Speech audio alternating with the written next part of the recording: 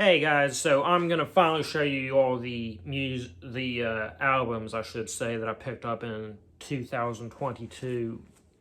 I've previously done a video where I show you all the singles, EPs, and special edition re-releases that I picked up in 2022. I'm finally gonna be showing you the albums. The reason why I did this is mainly because I wanted to be thorough with it. Because there was one album that I had pre-ordered in 2022. It was released digitally in 2022, but physical copies didn't arrive until fairly recently. And I also kind of wanted to have some time to familiarize myself with all the music. So, I can rank it, I can review it, I can let you know my thoughts on all of them. So, these are in ranked order from what I consider to be the worst to what I consider to be the best. I'm going to start off talking a lot of negatives. As we get further along, my thoughts are going to get more and more positive. Now, some of you might be thinking, particularly with these lower ranked records, why I bother to even pick them up if I have such a low opinion of them. And the reason is because I tend to be pretty impulsive about pre-ordering albums from bands that I enjoy. Honestly, a lot of times I'll, like when the pre-order is announced, might be at work or, somewhere out in public that's just not a practical place to be listening to music, like seriously listening to music at least. So yeah, without even hearing a new song, I'll just get really excited and go ahead and pre-order the album. Sometimes I will hear, whatever new song is announced with the pre-order, and, I will have a fairly low opinion of it, but because that band's had such a great track record, I'll give them a chance. I'll pre-order their album. So yeah, I tend to be pretty impulsive about pre-ordering albums. I'm not a vinyl purist, but just lucky I got all vinyl for my new music this year.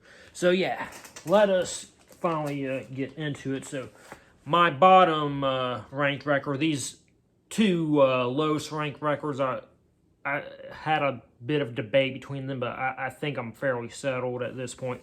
But my bottom ranked record is Sparta. If you know me, you know how I do. I like to show the packaging of a record, not just talk about it, because I think that album packaging with physical copies is a very cool thing. So here's the insert, big El Paso Forever. Now, this doesn't affect the music, but I take a lot of the nitpicks with the, I won't even necessarily say packaging, I'll say presentation for this record.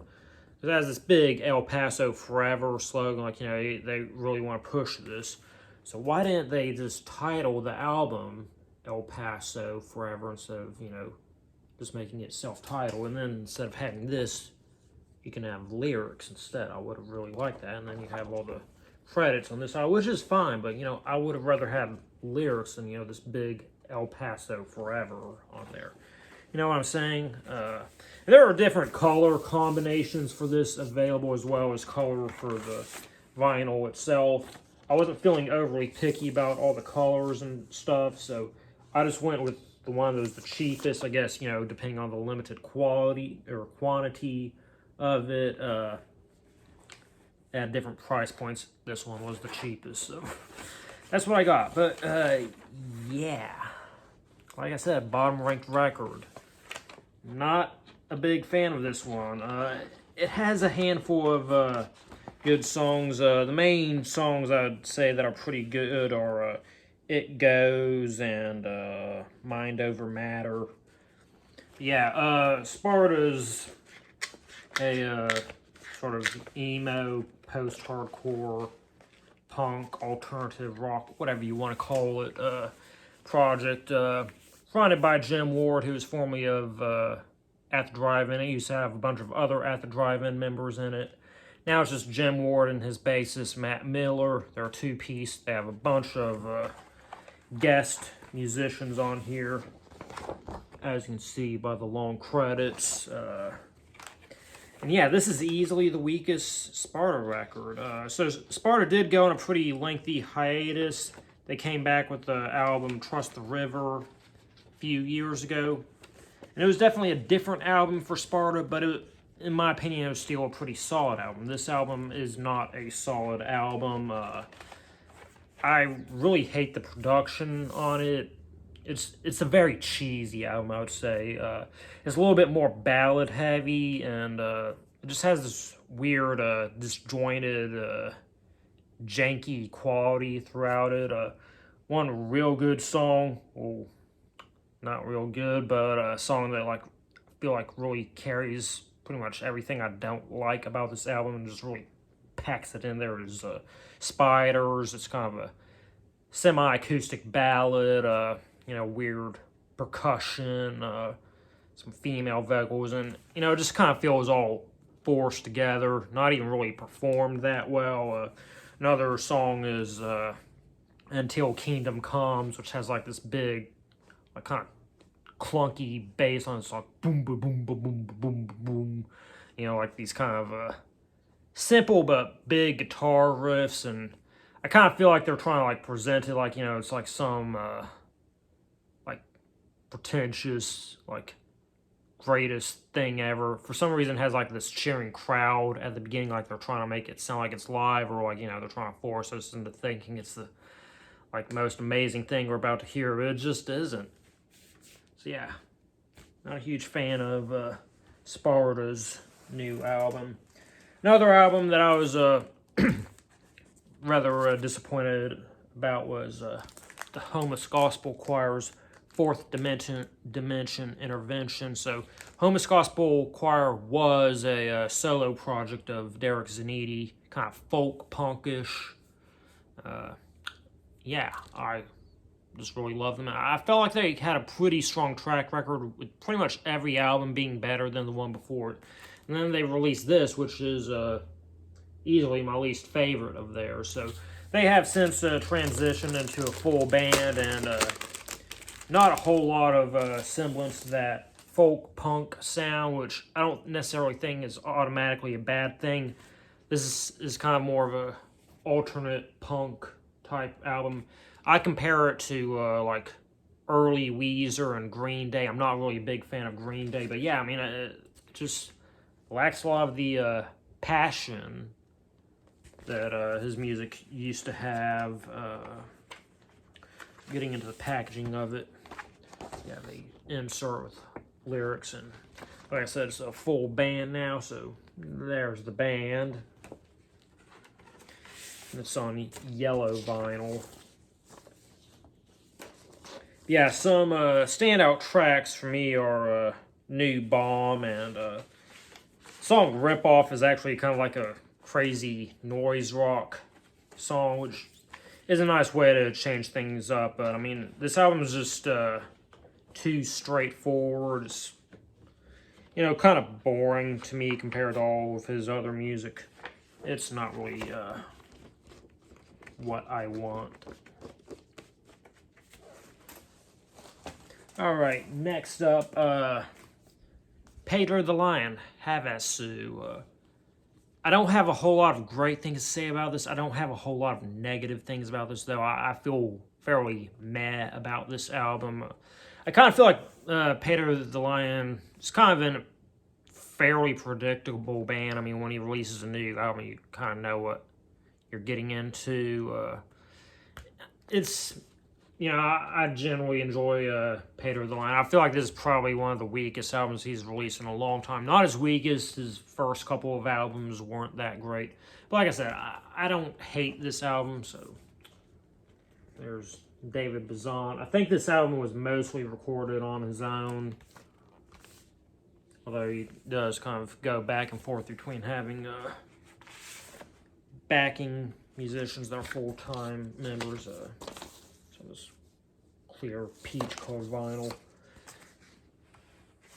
But yeah, last two albums he's done, this one included, were concept albums about the cities that he grew up in. Those are the lyrics. So yeah, Havasu's kind of featured or focused on his teenage years, and I kind of feel like naturally as a result of that, it's bit on the melodramatic side. I mean, it's a pretty chill, laid-back record, mostly clean guitar tones. And like I said, it's kind of melodramatic. It's not too over the top for the most part. You know, it has a lot of David Bazan's personal nostalgia in it, which I think is nice. Probably the main song, like, you know, this kind of stands out, but it's kind of a mixed song, I'd say, as far as like how good is first drum set, because it's, I'd say, easily like when the melodrama of it's kind of most over the top, because about half the song is focused on how much he's so tired of playing clarinet. You know, it's just like so over the top with it, and then, you know, he finally gets to switch to playing drums in the school band, and, you know, he gets all happy about it, and it gets a lot more upbeat, and, you know, the drums are naturally very prominent, but like it's also very simplistic, like, you know, it's a kid's, you know, first time playing drums type of deal going on. It's kind of a cheesy song. But yeah, this is overall pretty decent album. Next up, we got Dream Widow. So this is a Dave Grohl. Sorry, for some reason I was simultaneously kind of trying to say David Bowie and Dave Grohl. It just whatever. But yeah, so this is Dave Grohl's metal album. So this is made for this horror movie Studio 666. I've long been wanting Dave Grohl to do some sort of metal project. I know he did, I can't even remember the name of it, but he did do a metal album. He just didn't sing on the album. He got all of his favorite metal vocalists to sing for him. He mainly just did the instrumental performances on it. But I've been really wanting to hear him sing some metal because I just thought he had a great voice for it. So yeah, that finally happened. I'm pretty happy about that.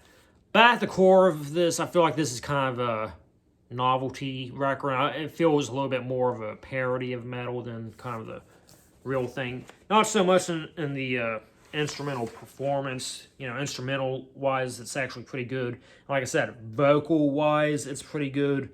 It's mainly the lyrics that I'm talking about, so I'm just going to kind of read you just kind of go through reading, you know, various samples. But, you know, take the fucking dagger, draw the pentagram, feel my plague, earth my crave, call the sheep, souls to keep, I'm the baby on the black mass altar, I'm the descendant of the jackal. You know, it's very generic. Like I kind of feel like he's trying to take like every metal lyric cliche and just kind of pack it in there. And, you know, like I said, it was made for Studio 666, which is kind of comedy horror. That might be somewhat the point of it. But like I said, at the heart of this, I kind of feel like this is a bit of a novelty record and a parody record at heart. But, I mean, hey, I love Dave Grohl, and it's cool hearing him sing some metal music finally. Alright, next up we have the Mars Volta is self-titled. I think it's kind of funny that both of the major bands that spun off of At the Drive-In released their self-titled albums this year. I thought that was kind of funny. But yeah, this is Cedric Bixler Zavala, the lead singer of At the Drive-In, and Omar Rodriguez Lopez, the lead guitarist of At the Drive-In's post At the Drive-In project. Although I kind of feel like Mars Volta might be kind of outshining At the Drive-In these days in terms of popularity. But yeah, I know there was like a foil cover version of this. I really wish I'd got that because I just feel like it's a bit lacking. But yeah, so they also went through a lengthy hiatus. This is their first album, probably somewhere around 10 years, maybe a little bit more than that.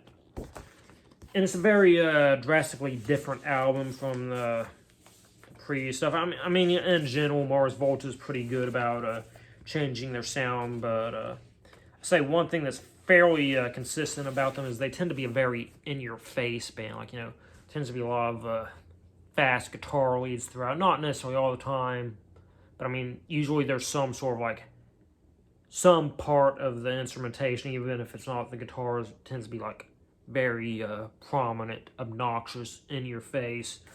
This album's not so. It's a very soft, laid back album. It's a little bit more on the poppier side, but I feel like the melodies of it just have this very haunting quality to it. Yeah, it's, you know, not really what I was expecting, but it's a really great album, and I'm really happy for this album. I feel like most people received it about the same way that I did. Like, you know, it's not really what they're expecting from the Mars Volta, but they're pretty happy with what they got. So, you know, I'm kind of glad to see that, you know, at least, you know, within the fan base, this album's doing well. All right, next up we have The Smile, A Light for Attracting Attention. So this is a Radiohead side project. There's rumors that Radiohead may have broken up. I'm not really buying into it that much, but I feel like there's been so many great bands and solo projects spinning off Radiohead that honestly I wouldn't be that upset if they broke up. And Radiohead's my favorite band. But yeah, this features Tom York and Jonny Greenwood, the lead vocalist, and he primarily plays lead guitar, but Jonny Greenwood, really all of their members are multi-instrumentalists, but Jonny Greenwood in particular, along with Tom Skinner on drums. And he's a really great drummer, too. Honestly, I kind of prefer his style to Phil Selway's, although I don't necessarily think if for some reason Phil Selway was to leave Radiohead, Tom Skinner would be a good replacement. But either way, I do like Tom Skinner's drums a lot. They have kind of a more melodic quality, I'd say. You know, it feels a little bit almost like a lead instrument than, you know, actual, you know, drums. But yeah, kind of a multi-genre direction. I mean, it's a little bit jazzy, it's a little bit progressive, has a few kind of more electronic-y songs. It's a bit all over the place, but one thing it definitely is really solid. So yeah. Get into the packaging in it. Got these nice custom sleeves with lyrics, and it's on yellow vinyl.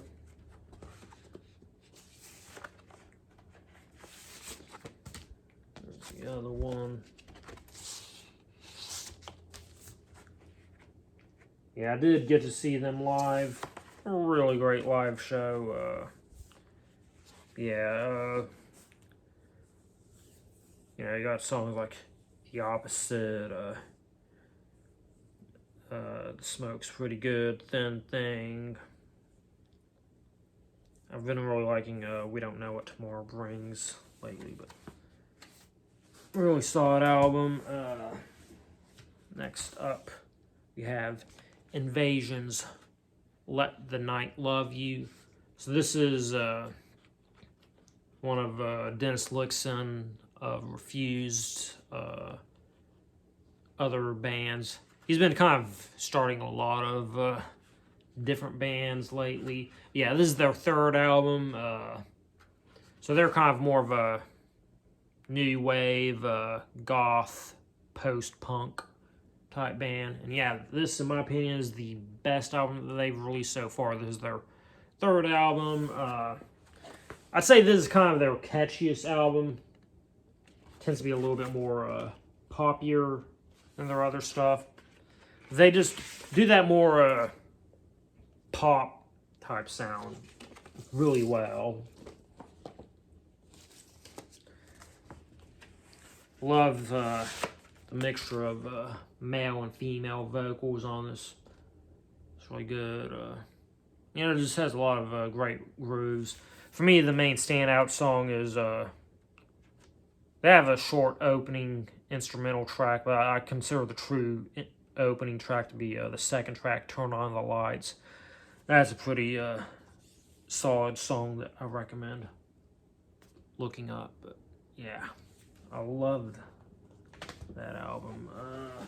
And then my number one album of 2022 was Coheed and Cambria's Vaxxess 2, A Window of the Waking Mind.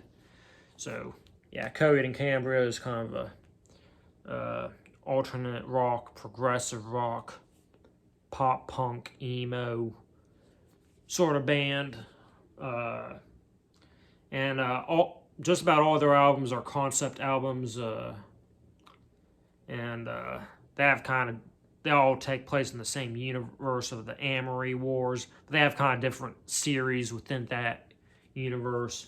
Yeah, this is the second part of the Vaxxess storyline, which, you know, it's a little bit difficult to pick up on the finer details of it, but they do release comic books with stories too. I've read some of them, but so yeah, I'm not going to focus too much on, you know, what I can pick up on the story of it, but focus more on just the music of it.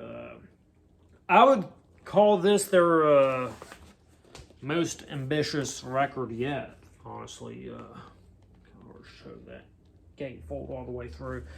But yeah, I mean, just listening to the opening track. See if I can find the title of that opening track. The Embers of Fire. You know, it has this very cinematic quality. You know, it's big, it's orchestral. You know, I kind of feel like in general this album has a very sort of cinematic quality. It's not necessarily always orchestral like that, but you know, it has a very grandiose, larger-than-life type of feel to it. They do a lot of experimentation with like different synthesizers and, you know, vocal effects. You know, like, you know, songs on A Disappearing Act. You know, it's pretty much their version of a synth pop song. See, Shoulders. Yeah, that's another great song. That one's a little bit more on the bluesy side. I feel like they really experiment with their sound a lot more on this album than they typically do. And then a great kind of multi-track or multi-part song, could possibly argue it's multiple songs, but the closing Window of the Waking Mind is a hell of a closer.